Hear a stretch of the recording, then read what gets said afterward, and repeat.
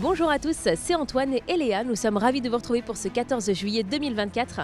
Comme tous les ans, Skyrock PLM est fier d'être aux côtés de celles et ceux qui défendent nos couleurs. Ce défilé, qui se tiendra exceptionnellement ici, sur l'avenue Foch, sera d'abord placé sous le signe de la mémoire, avec les 80 ans du débarquement et de la libération de la France. Et comme nous accueillons les Jeux Olympiques et Paralympiques de Paris 2024 d'ici peu, ce jour symbolique pour les Français, c'est aussi l'occasion de mettre à l'honneur les armées et l'olympisme qui sont d'ailleurs liés. Alors Léa, je te propose sans plus attendre d'aller retrouver les 3 militaires que nous avons suivis cette année, l'aspirant José de l'aviation légère de l'armée de terre, le second maître Morgane de la marine nationale et l'aspirant Rémi de l'école de l'air et de l'espace. Donc bonjour, je suis l'aspirant José, je suis pilote d'hélicoptère à la base école 2e régiment d'hélicoptères de combat, localisé au Canet des Morts dans le Var. Contrairement à la majorité de mes camarades, j'ai déjà une expérience militaire et en effet j'ai effectué 6 ans en tant que militaire du rang au sein du 27e bataillon de chasseurs alpins situé à Annecy. Je voulais rejoindre l'armée de terre, donc je voulais partir dans une unité qui bouge, donc à savoir faire des départs en opération extérieure. Là-bas j'ai servi 6 ans en compagnie de combat et j'ai pu y faire différents départs, notamment en opération extérieure. Depuis tout petit, donc, j'ai toujours été attiré par le milieu militaire et de l'aéronautique. Le fait de passer 6 ans au sein du 27e BCA m'a permis d'acquérir une certaine expérience militaire.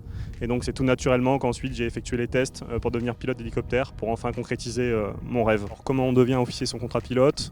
Dans un premier temps, il faut faire les tests de sélection qui sont communs à tous les militaires, à savoir réussir le CSO, donc le centre de sélection et d'orientation. Et enfin, nous avons le test spécifique. Anciennement, nous les passions à Vincennes, mais désormais, ça sera à Tours. Et donc, ce sont des tests spécifiques, notamment des tests de logique, de mathématiques, et enfin, un test sur simulateur pour tester nos capacités de dissociation d'attention. Je suis pilote d'hélicoptère depuis maintenant 1 an. Donc, à savoir, nous passons notre brevet de pilote d'hélicoptère à Dax. Donc, cela dure environ 2 ans. Et ensuite, nous sommes donc envoyés à la base école du Canet des Morts, où nous nous spécialisons sur notre machine d'armes. Pour ma part, j'ai choisi le Cougar. Je voulais la famille des hélicoptères de manœuvre et d'assaut, de par leur diversité dans les missions. En effet, j'ai eu plusieurs fois l'opportunité de discuter avec les membres d'équipage, et ils m'ont tous convaincu de choisir le Cougar. Je vais rejoindre le 5e RHC courant 2025. Et en attendant, donc, je vole sur le Fennec, la machine que vous voyez derrière moi. C'est un hélicoptère qui sert à la formation des équipages, notamment à la formation des vols aux instruments. Et nous faisons aussi des vols d'entraînement dessus pour maintenir nos compétences de vol. Le premier vol solo, c'est un grand moment parce que c'est le moment idéal pour le moniteur de nous lâcher, donc ça veut dire qu'il nous fait confiance. C'est un aboutissement pour nous dans le sens où nous sommes vraiment tout seuls dans la machine et donc nous sommes 100% responsables à bord et nous sommes seuls à bord. Donc c'est un grand moment. Ouais. Alors José, on se retrouve en Eure-et-Loire aujourd'hui à Chartres plus précisément. Qu'est-ce qu'on va faire ensemble ? Alors du coup aujourd'hui nous allons effectuer un vol en patrouille avec les Pilatus afin de voir si pour eux c'est ok, étant donné qu'on vole à 90 nœuds, c'est une vitesse qui est assez faible pour eux, donc pour voir si ça leur pose pas de problème au niveau des évolutions, des virages, etc. afin qu'ils puissent justement s'entraîner pour le jour J tout simplement. Et donc tu vas voler à l'occasion du 14 juillet, donc d'ici quelques jours, et j'imagine que c'est encore plus symbolique pour toi le fait que ce soit en plus les 70 ans de la LAT. Bien sûr, le fait que ce soit les 70 ans de la LAT et le fait d'être leader justement devant les Pilatus, oui, c'est un grand moment pour moi. Et ben c'est parti, on te suit dans le Fennec.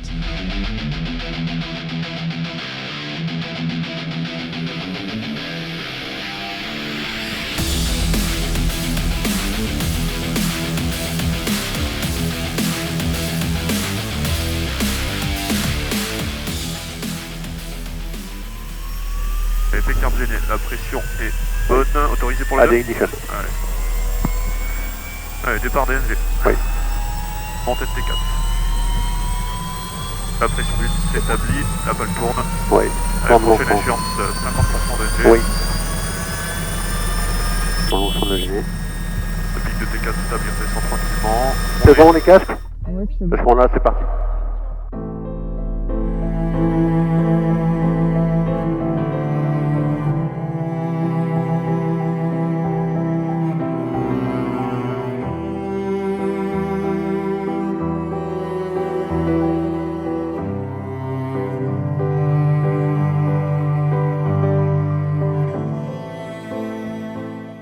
Donc José, on vient de voler avec toi à bord du Fennec. Tout d'abord, merci pour cette belle expérience. C'est quoi ton ressenti justement une fois le retour au sol ? Mais du coup, c'était la première fois pour moi que je volais en formation avec des Pilatus. Et donc, c'était une grande première pour moi. Donc, c'était un très bon moment pour moi. J'espère que pour toi, c'était pareil. Oui, c'était vraiment super. Et du coup, c'est quoi les difficultés justement de ce défilé aérien ? Alors là, les difficultés pour l'entraînement, c'est la tenue des paramètres, dans le sens où nous devons tenir une certaine vitesse et s'y conformer, et une altitude. Donc essayer de rester le plus stable possible afin de permettre aux différents avions derrière moi de leur faciliter le travail. Je suis second maître Morgane, technicienne avionique sur la base aéronautique navale de l'Andivisio. Alors second maître, c'est le premier grade chez les officiers mariniers pour la marine, mais chez les sous-officiers pour les autres armées. C'est un grade qu'on acquiert quand l'on sort d'école de formation. Ma fonction dans la flottille est la maintenance des aéronefs, donc sur tout ce qui est la communication, donc pour les radios, pour la réparation du radar ou encore pour les commandes de vol. On est amené souvent à partir sur le porte-avions nucléaire Charles de Gaulle afin d'exercer ce métier dans l'opérationnel. Là, on a des Rafales marines depuis 2016, on a remplacé les super-étendards marines et actuellement toutes les flottilles de la base de l'Andivisio ont des Rafales marines. À 16 ans, j'ai fait une préparation militaire marine et une préparation militaire terre pour découvrir les différents métiers dans ces armées. J'ai choisi de m'engager dans la garde nationale par la suite à 17 ans pour la marine. J'ai passé mon bac en même temps et à 19 ans, je suis rentrée à l'école de Mestras à Toulon. Par la suite de cette formation de 4 mois à Toulon, je suis allée à l'école de Rochefort interarmée pendant 14 mois pour suivre ma spécialité d'avionique. J'ai choisi ma spécialité pendant la formation, enfin on rentre déjà avec une idée de la spécialité. Et pour le choix du type d'avion, c'est à la fin de la formation, on décide sur quelle base on veut aller. Et suivant la base, on aura un type d'avion différent. La formation est un mélange entre une théorie et une pratique. On apprend dans un premier temps les rudiments des avions, de la maintenance sur d'autres styles d'avions et après on s'adaptera suivant là où on arrive. Une fois arrivé pour ma part à la flottille 11F, on est parrainé de suite, on a une marraine ou un parrain, tout ça pendant 1 an pour apprendre notre métier sur notre nouvel appareil et par la suite on apprend tout seul et on va pour former les nouveaux qui arrivent et ainsi de suite. Mon parcours est accessible pour toutes et tous à partir du moment où on a un bac. Je suis actuellement dans la flottille 11F depuis 3 ans et je vais y continuer pour 3 nouvelles années. Pour les 3 prochaines années, ce sera toujours sur le même poste de technicienne avionique, mais dans une perspective d'évolution au fur et à mesure en tant que chef d'équipe ou chef du service technique. On peut faire exactement le même métier dans les autres flottilles. Après, pour l'instant, pour ma part, je préfère rester chez les Furieux à la 11F. Bonjour Léa, je suis l'aspirant Rémi, j'ai 21 ans et je suis élève en première année à l'école de l'air et de l'espace où je resterai 3 ans. Et ensuite, je passerai une 4e année sur la base au centre de formation aéronautique militaire initiale pour commencer et débuter ma formation de pilote. Donc moi, je suis un enfant de la région, j'ai grandi à Miramas puis à La Manon, qui sont des petits villages ou villes à côté de Saint-Provence, où j'ai effectué mes années de lycée, au lycée Adon Craponne. Et ensuite, j'ai rejoint l'école des pupilles de l'air et de l'espace, qui est le lycée de la défense de l'armée de l'air et de l'espace, où j'ai effectué du coup mes années de prépa avant de rejoindre l'école de l'air et de l'espace cette année. T'as toujours voulu rejoindre l'armée de l'air et de l'espace, c'est ça ? Oui, c'est ça. Ouais. J'ai eu l'occasion de faire plusieurs meetings et d'avoir plusieurs expériences avec l'armée de l'air et de l'espace. Et du coup, ça m'a toujours plu. Et du coup, c'était vraiment un rêve de venir ici. Et t'as tout fait pour y arriver ? Oui, tout à fait. Ouais. J'ai dû notamment redoubler ma 2e année de prépa. Donc c'était pas forcément facile, mais quand on s'en donne les moyens, on peut y arriver. Voilà. Pour tous les auditeurs qui souhaiteraient rejoindre l'armée de l'air et de l'espace, c'est possible de le faire. Comme première expérience, on peut notamment passer son BIA, donc brevet d'initiation aéronautique, ou encore essayer de rejoindre une escadrille Air Jeunesse, donc ce qui est l'occasion de découvrir un peu plus l'armée et tout ce qui touche à l'aviateur. Qui est possible de le faire sur toutes les bases aériennes de l'armée de l'air et de l'espace. Et pour arriver ici à l'école de l'air, t'as passé un concours, ça se passe comment ? Le concours pour intégrer l'école de l'air et de l'espace n'est pas simple. Il y a beaucoup d'épreuves, notamment des épreuves sportives, un oral avec un général et ensuite toutes les épreuves académiques. Et oui, c'est vraiment pas aisé. Il m'a fallu 2 ans pour y arriver. Je suis très heureux d'avoir intégré cette école, c'est le rêve qui se réalise. Toi, ton ambition, c'est quoi pour la suite? Tu vas être pilote de transport, de chasse, d'hélicoptère? Dis-nous un petit peu. Je sais que les 3 spécialités m'intéressent et j'attends de faire des stages en unité pour voir lequel me correspond le mieux.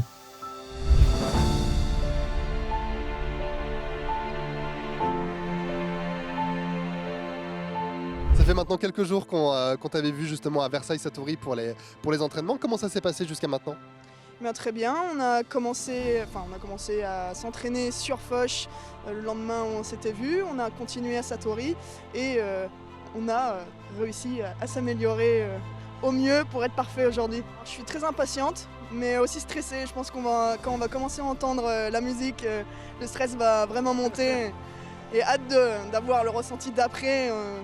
C'est un plaisir en tout cas d'être ici. On pense encore aux points de détail, donc notamment vérifier la tenue de ses camarades pour vérifier que tout est prêt pour le départ de la cérémonie. Top, et bien on te souhaite un bon défilé et à tout à l'heure. Merci Léa.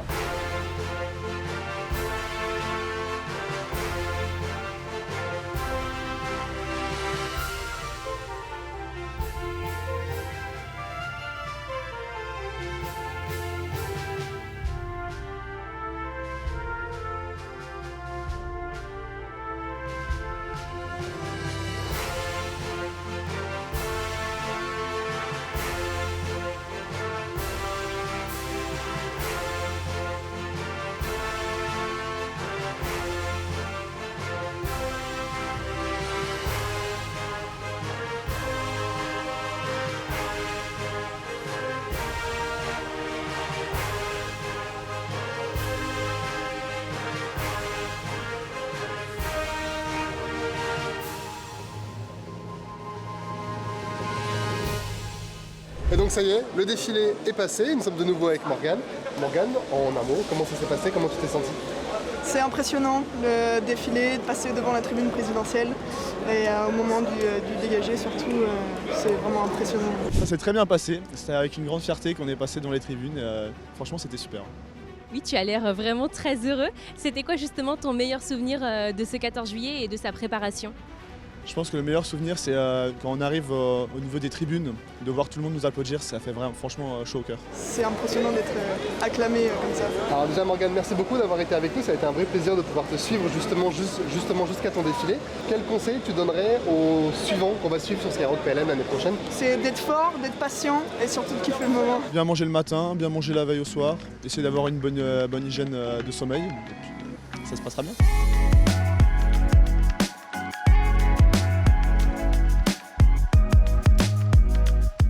Nous sommes maintenant aux Invalides pour la suite de ce 14 juillet 2024 où les armées sont toujours disponibles pour rencontrer la population. Et on y trouve de nombreux stands, notamment celui de la Direction Générale de l'Armement, ou DGA, et on n'est d'ailleurs pas tout seul à ce stand. Alors, merci d'être avec nous, est-ce que déjà vous pouvez vous présenter rapidement en quelques mots? Oui, alors je suis l'ingénieur principal des études et techniques de l'armement Julian, expert en intelligence artificielle au sein de DGA Maîtrise de l'information et bientôt l'Agence ministérielle d'intelligence artificielle de défense. Alors ça justement on va en reparler, mais déjà pour parler de ce 14 juillet, vous avez défilé ce matin et c'était également votre premier défilé. Comment ça s'est passé? Qu'est-ce que vous avez ressenti? Dites-nous tout. Alors oui, c'était mon premier défilé, extrêmement fier de pouvoir défiler avec tous mes compagnons et mes camarades de défilé, donc des commissaires, des gendarmes, des ingénieurs de l'armement. Et extrêmement fier de défiler sur cette avenue Foch devant autant de ferveur et autant de public. Et alors du coup là je viens de parler du présent avec ce 14 juillet, mais alors du coup est-ce que vous pouvez nous parler un petit peu de l'avenir? Donc l'avenir justement c'est avec la création de cette nouvelle agence, l'agence ministérielle pour l'intelligence artificielle de défense. L'objectif c'est de pouvoir fournir aux forces des nouvelles capacités d'intelligence artificielle et les accompagner dans cette nouvelle technologie. Et donc avec cette création d'agence on recrute beaucoup de personnes, donc on passe de 50 à 100 personnes cette année, 200 l'année prochaine, 300 l'année prochaine. Et l'objectif, c'est vraiment d'être au plus proche des forces pour réussir à dompter cette technologie.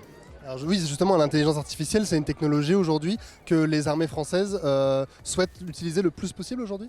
Exactement, aujourd'hui on était beaucoup sur des approches de recherche et des approches académiques. L'objectif maintenant c'est de passer la seconde et d'être vraiment sur des approches pragmatiques et de fournir aux forces des algorithmes d'intelligence artificielle qui puissent s'utiliser dans les systèmes d'armes et au quotidien. Oui, vous dites au quotidien parce qu'on oublie peut-être parfois que ce qui va servir d'abord aux armées peut parfois finir par servir aussi aux civils, non ? Exactement. Alors pour l'intelligence artificielle, c'est plutôt le problème inverse, c'est que le monde civil a beaucoup d'avance et donc souvent on essaye de capter toutes les technologies et les avancées en fait, technologiques du monde civil pour les rapporter au monde militaire. Et donc avec la création de cette agence, justement l'objectif c'est d'avoir un pôle technique qui va capter ces technologies civiles, mais également un pôle de recherche à Palaiseau pour justement accompagner toute la recherche académique autour de l'utilisation de l'intelligence artificielle dans le cadre de la défense. Alors justement, sans trop en dire, est-ce qu'on a déjà des pistes qui sont du coup peut-être un peu publiques de l'utilisation de l'intelligence artificielle dans le monde de la défense ? Tout à fait. Alors j'étais moi-même présent sur le salon Vivatech pour présenter une nouvelle innovation dans le monde de l'intelligence artificielle, l'utilisation donc de modèles de réseaux de neurones profonds pour faciliter le travail des O-Riders, donc des analystes qui sont dans les sous-marins et dont leur objectif est de caractériser les sons qu'ils vont entendre et de réussir à détecter si c'est un son d'origine animale, un cétacé ou alors d'origine humaine, donc un bâtiment de commerce, un bâtiment de guerre. Et donc aujourd'hui, on a réussi à déployer, on a réussi à développer une nouvelle technologie qui permet de faciliter leur travail, ce qui permet, par exemple, sur une campagne qui leur prenait 40 jours à traiter de l'information, de réduire ce temps de traitement à une petite semaine grâce à l'aide d'outils d'intelligence artificielle. Et on parlait justement d'innovation, de nouvelles technologies. On a deux très beaux exemples juste derrière nous et en plus on n'est pas tout seul puisqu'on a un guide qui va pouvoir nous en parler. Marc, bonjour. Et bonjour. Alors est-ce que vous pouvez vous présenter ? Je travaille au site de la Direction Générale de l'Armement sur le site Gironde. Je fais des essais. Dans le cadre de ces essais, j'ai différents produits que j'ai besoin de développer. Alors justement, pour pouvoir gérer tous ces essais, ces deux produits-là, est-ce que vous pouvez nous les présenter un petit peu ? J'ai un volet de détection avec ce drone qui permet, avec sa caméra infrarouge, de détecter un feu. Donc on détecte les sources de chaleur.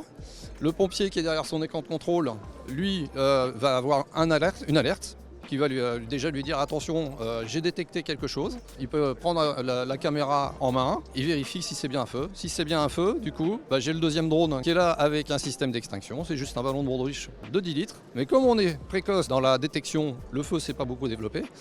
10 litres suffisent pour l'éteindre. Quand même, fantastique. Merci beaucoup pour cette présentation et félicitations encore une fois pour ces innovations.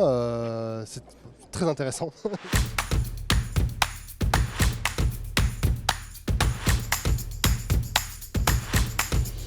Nous sommes maintenant avec les sous-mariniers comme le matelot Louis. Alors bonjour, est-ce que tu peux te présenter ? Bonjour, je suis le matelot Louis, alors je suis torpilleur et pilote du sous-marin sur le sous-marin nucléaire lanceur d'engins Triomphant, équipage bleu. Tu as défilé ce matin et avec qui ?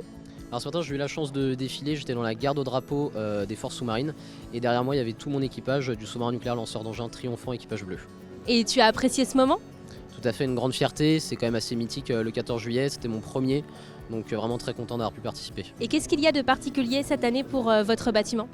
Le Triomphant fête le 30 ans de ses lancements, de sous-marin nucléaire lanceur d'engins nouvelle génération classe Triomphant, depuis on a 3 nouveaux. Et tu peux nous rappeler votre mission ?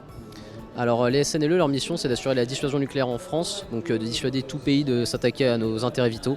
C'est pour ça qu'en permanence, depuis 1972, un sous-marin nucléaire lanceur d'engins est en permanence en mer pour assurer cette dissuasion. Et est-ce que tu peux nous en dire plus sur ton rôle à bord ?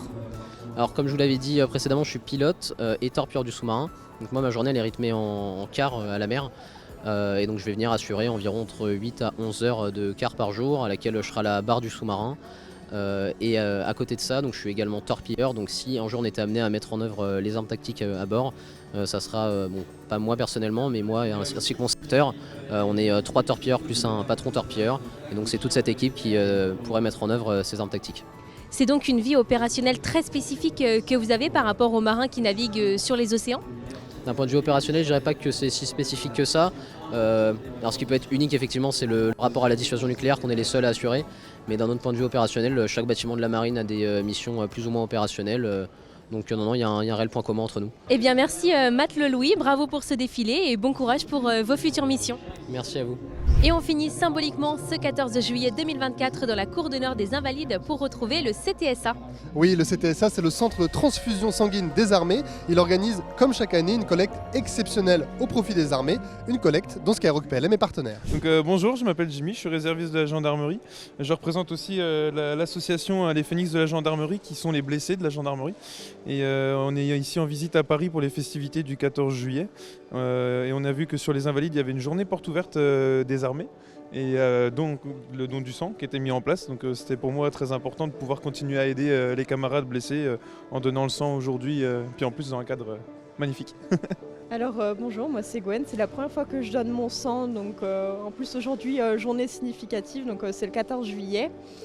Donc pour moi c'était vraiment important de faire ce geste aujourd'hui.